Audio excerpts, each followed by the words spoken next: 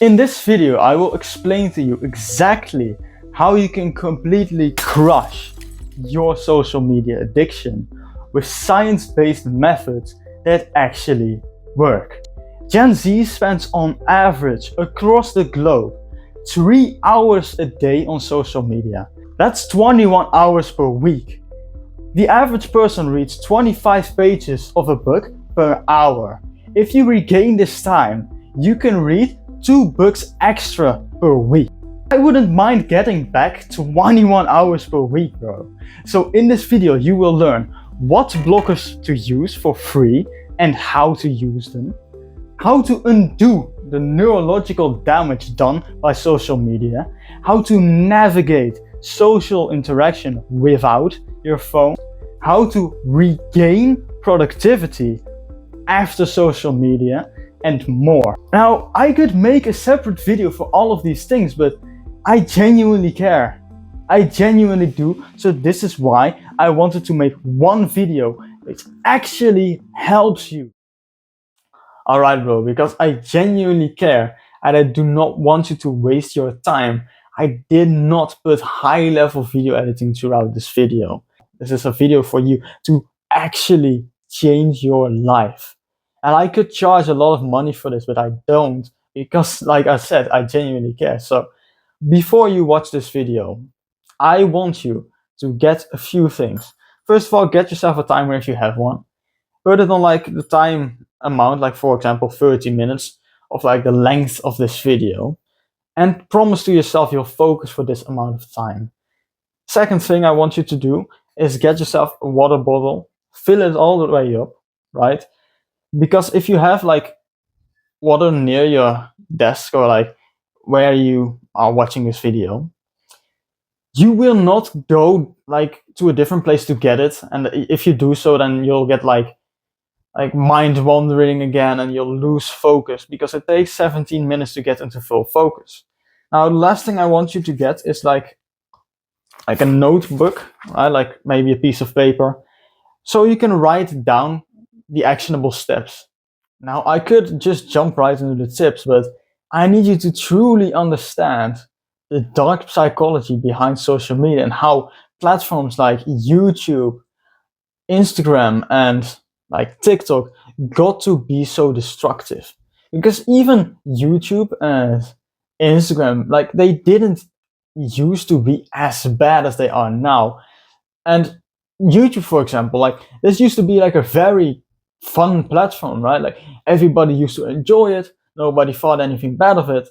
But then it just progressively gotten worse and worse and worse. And the people who like first were like young teenagers like me who joined like in 2015 or something, they grew to be depressed because of it. You don't have to like partake in this. So yeah, first I need to help you understand the past of social media. I can just give you a basic understanding, and then you might understand why it is so bad now. The first social media platform was started in 2002. It was called Friendster, and it was basically just a simple step from like normal conversations with people. Now, this platform was very unknown, but later on, like 2 years down the line, Facebook got created by Mark Zuckerberg, and this was also in the time when people were very optimistic about the future. And this is dangerous because when you are extremely optimistic about the future, you don't stop to question the present. Like he himself wasn't like some rich guy back then, right? Like he just created it for other students, because he was a student back then, to talk to each other about like their social life or like homework or all of that type of stuff. So it wasn't yet so political back then, I guess. And he didn't really take into account, or maybe he did, but just abused it, the addictive features he made. Like, for example, poking each other. He probably didn't really think that people would get so addicted to it. I mean, he said this himself in an interview.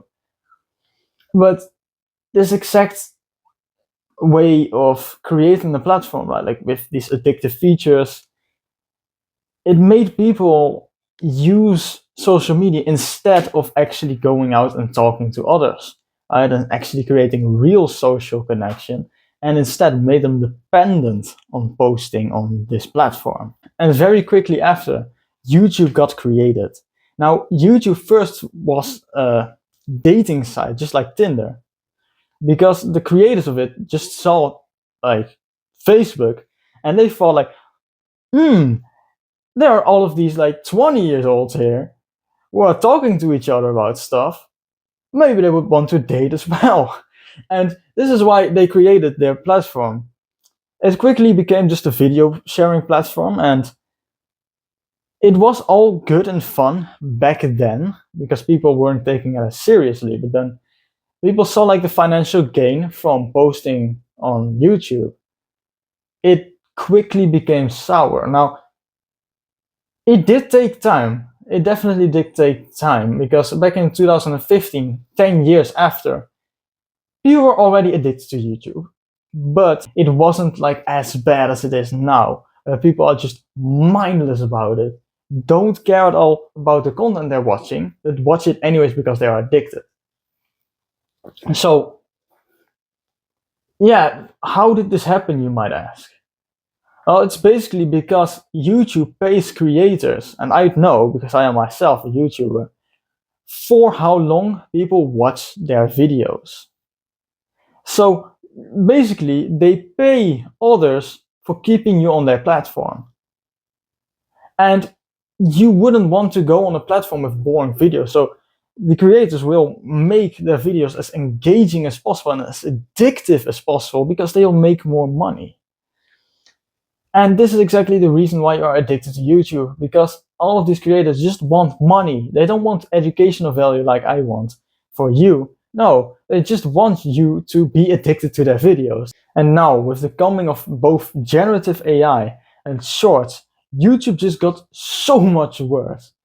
Because before this point, people would actually need to have a little bit of creativity to make a video.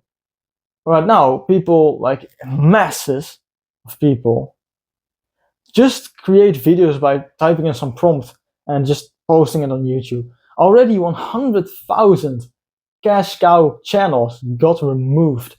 Keep in mind the massive environmental impact of AI and it not adding any value to anybody's lives. It's just such a waste. And I do want to warn you that if you are actively watching these videos, you are paying the people who are making the world a worse place. And in the next 2 years, also Twitter was created and the iPhone was launched. So this basically made it possible for you to send hatred from wherever you want to be in the world. So yeah, this in combination with like the social media addiction, which already was forming, didn't create a good foundation. Yeah, it makes sense now that social media is as shit as it is today. But what can you do about it? Before I get into this, I first wanted to invite you into my free self-improvement community on Skool. You see, I tackle basically all of the problems which most teenagers have. For example, social media, gaming addiction, fast food addiction, bad health, bad mental health, bad looks, all of these things I can help you with it. Like bad social skills even.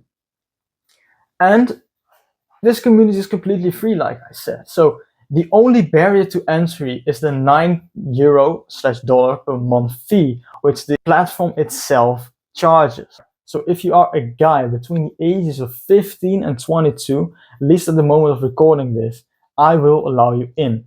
Unless you are like some bot or a scammer, then of course I won't.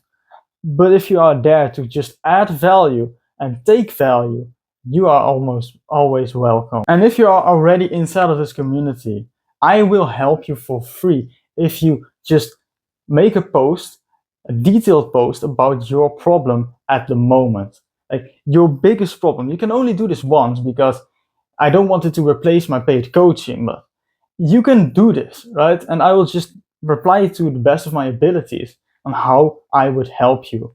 I can do this either in just comments or just a video comment. I hope you do this because it will really boost the engagement in my community and help show this place to more people. Basically, the thing which is holding you back the most is your dependency on social media. And before we can get into dependence, so this basically means that you can use it for your good, for your own good, and work together with it to create greater benefit, you first need to become independent, right?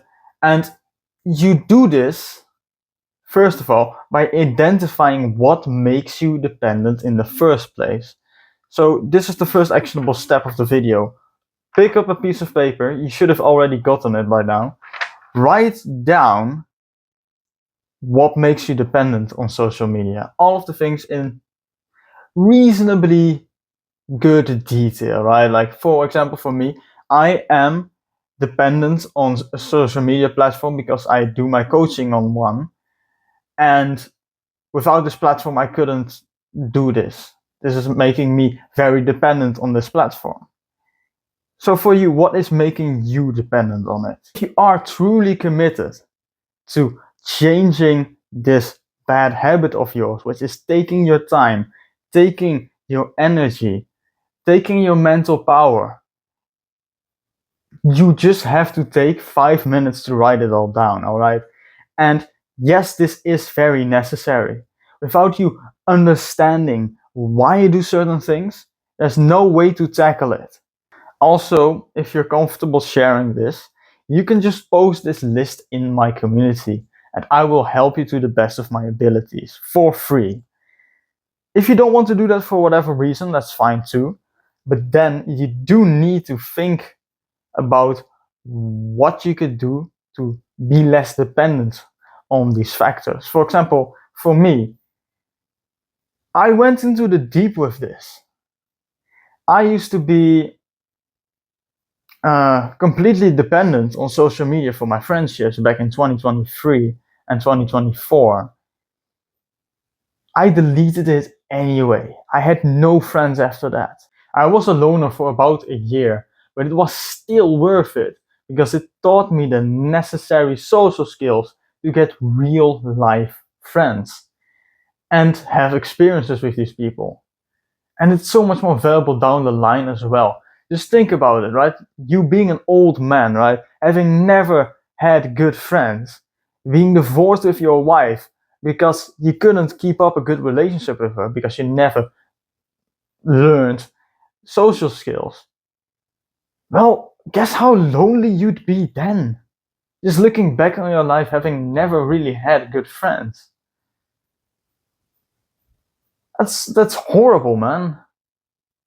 So think about it in this way with all of the things you've written down, because if you do it like this, then you'll get way more motivation to actually work on it. People are just way more motivated by loss than by gain, and there has been a lot of research done to back this as well by, for example, Frontiers, which states that losses motivate cognitive effort more than gains in social-based decision-making and performance. Well, what that basically means is that if you were to gain a bar of gold, it wouldn't increase your life's happiness as much as losing it would decrease it. This is called loss aversion, by the way, and I will link the studies which prove this also in the description of this video. So now that you know for what you are dependent on social media, also write down what problems it will cause and what you will lose because of it. Basically, everybody loses happiness in all other areas because of social media. They get most of their happiness from it, especially when you're addicted. So you will lose happiness when being around friends. You will lose happiness when, for example, talking to your girlfriend if you have one. You will lose happiness in all other areas of your life. Now that you have written it all down, maybe on the same piece of paper, maybe on a separate piece of paper, I will give you another actionable step which is to put these pieces of paper either on your door or on your wall. I mean, I can't really put anything on my walls because, well, the structure of my walls just won't allow for it. But I can still put things on my door. So just do this, because you will probably forget most of this. But if it's right inside, you won't. For the advice on productivity, I will refer to some of the things Cal Newport wrote in his book Deep Work. This is the Dutch version because I didn't want to read English books. But I think it's a great book about productivity, and I would recommend you to read it. One lesson I learned in Deep Work, which I think is amazing for the situation, is to plan in one day of the week, every single week, in which you do not use social media and in which you are not available on there. So this is an actionable step. Basically, go tell all of your friends, all of your family members, I am not available on social media on Saturday, right, of the week. Every single week. On this day, I'm never available. Basically, just say that, and they will actually respect this. Because they think like, wow, he has something big in his life which he needs to get done, and he won't let himself be distracted. They will genuinely respect this. Now, I know it's easier said than done, but I will also explain how we can block the sites on these set days later in this video. And if this works for a couple of weeks, what I would recommend for you to do is to just gradually add more days to it. So for example, first you did only the Monday. On Monday, I'm not available. Then in a couple of weeks, you could do on Monday and on Tuesday, I'm not available, or on Monday and Wednesday. And you can keep adding days to this until, your addiction is just basically gone, and you'll do it so gradually that you won't really even notice. For me, this doesn't work because I have autism and I can do stuff gradually. I cannot, right? So I had to just delete it all. And that worked really well for me. But if you want a personalized approach, you should probably join my coaching. After 1 week of total abstinence from social media, you will probably find a decrease in depressive symptoms, in anxiety, and in insomnia. Now, this was published in a study in 2025 done by JMA Network Open. There were 295 participants, all of which were young adults. So this also relates to you. And in the 1 week social media detox, they found that there was a decrease in depressive symptoms by 24.8%, a decrease in anxiety by 16.1%, and a decrease in insomnia by 14.5%. So a 25% reduction in depression, it's quite a lot. Now you can probably get there with just the approach I described, just adding days to the day in which you won't use it. But then you automatically want to revert back to a different activity, but you don't have any. Well, I have had this problem myself as well. And the thing which helped me the most was just doing these activities. Cold showers, working out, going outside on walks, and, well, reading. This is also what I described in the intro. You can read so much more if you just decide not to use social media. But then again, you do need focus for that. And to regain this focus, you should go on walks without your phone. And to regain the dopamine to actually do that, because it's a boring thing to do, you should take cold showers, because all of these activities, well, they first give you a reduction in dopamine, and then they slowly bring it above your baseline, which basically means that your happiness baseline will go up and you will be more happy throughout your life. And now getting into the blockers, basically I use 3 things. One of them isn't even a blocker really. And I don't want to recommend you anything which I haven't tested myself. So this is why I only included free. The things I've already explained to you, the things you can do, they are already really great, and I don't know if you will actually need this. But if you do, I'd recommend you to install these 3 things. Number 1, BlockSite. This is free on PC. There's a free version of it, which should be good enough for just blocking social media. There is also a free version on your phone, which you can block a couple of sites, right? You can probably not block all of the social medias, so I just do the ones which you use the most. And OLauncher is a bit different. This is just a launcher for your phone, and this basically just turns all of your app icons, which trigger dopamine in your brain, into lines of text, just white lines of text. So it will trigger your dopamine response a lot less, causing you to be less dependent on your phone for your happiness. Now, BlockSite is both available as a browser extension and as just an app on Google Play and iStore. OneSec is also available on Google Play. For what I know, it's also available on iPhone, but I'm not sure. For OLauncher, I'm really not sure if it's available on iPhone, but I know for sure that it is available on Android. So if you have an Android phone, you should be good for all 3 of these apps. And for social connection, the first thing I would do if I were you was to just unfollow as many people as you can on social media if they are your friends, and just first send them a message like, could we just create one group chat, or could you add me on WhatsApp? And if you just collect all of your real friends, only the actual real friends, from these social media platforms which you will be leaving behind, and just put them on like WhatsApp, for example, then it will be way less scattered, and you won't need to use these social media platforms to talk to these people.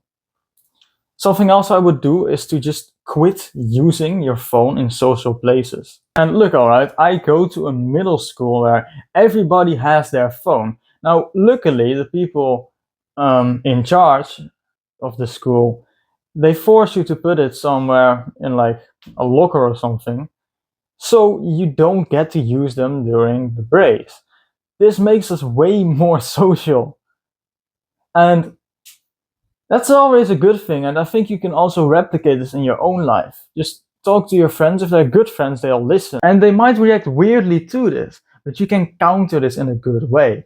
Because if you react like an adult and just say like, oh, no, it's okay, but I just saw this video and it was explaining the damaging effects of social media on your friendships, and I wanted to repair our friendships a bit, or I want to repair our friendship a bit. So I thought it would be a good idea to just go somewhere without our phones and just have fun. And they'll probably think, oh yeah, that's actually a good idea. Or they might say like, no, I don't want to. But then again, like, you can evaluate how good of a friend this is. And this is quite interesting, but I don't think it's science backed at all, because nobody does research about this. But I feel like if you settle for below average friends, like friends you kind of don't really want to be friends with, but you're friends with them anyway, just to, upgrade your friend count or some shit, well, it will make it harder for you, at least that's what I found, to find good friends. Because then, if you're looking for these good friends, the bad friends just give you a bad reputation, because, well, they'll still associate you with these bad people. But then they'll just say like, nah, I don't really want to be friends with you because of your reputation or something. They won't say this, of course, but they'll think it though. And that's just unfortunate. You're closing the door, at least that's what I found, to good friendships by settling for bad ones. And the second thing I would do if I were you was, if you're going to these IRL friends to just hang out, just don't bring your phone or buy a dummy phone. Right? Like, they're cheap. You can buy them for like 30 to 40 bucks, and yeah, they won't be like very high quality, but You can call people with them, and that's basically all they're for. You don't need anything else when just going somewhere with friends, like a basketball court or something, or the football field. You don't need your phone for that, man. And yes, I am talking to younger people here, like people between the ages of like 15 to 22 or something. You don't need your phone really when talking to your friends. And even if you're not really being with your friends, but just being in social situations, not bringing your phone is also beneficial whenever this is possible. For example, when you're going to the library, you don't need a smartphone for that. You can literally just go there, go to the receptionist, just tell this person like, oh yeah, I just want to do some homework here, for example, or I just want to do some work here. I'll say like, oh yeah, that's fine. Just go sit somewhere where no people are, or go sit somewhere where people are. But they'll just tell you that's fine. All right, that's basically it. And since you've watched through the end of this video, it must mean you've gotten some value from it as well. So please do subscribe to my channel. I don't want to be like this guy who asks for subscribers, but yeah, man, please do subscribe. Maybe just hit the like button as well, alright? Just go full on 2017 mode.